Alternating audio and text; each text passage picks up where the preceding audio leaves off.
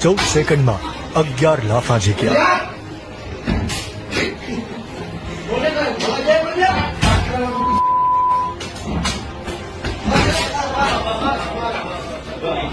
હાથ મરડીને ઢોર માર માર્યો।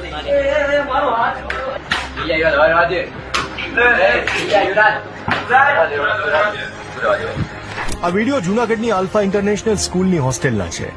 વિડીયોમાં સ્પષ્ટ દેખાય છે કે 3 થી 4 વિદ્યાર્થીઓ એક પછી એક ભડાકા અને ઢીકા પાટુનો માર મારી રહ્યા છે।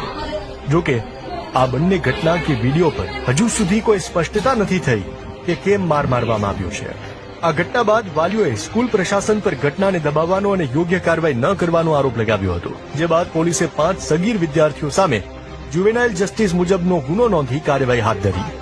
આ અગાઉ પણ 1 મહિના પહેલાનો આ જ હોસ્ટેલનો ધોરણ 11માના વિદ્યાર્થી પર થયેલા હુમલાનો વિડીયો 2 સપ્ટેમ્બરે વાયરલ થયો હતો।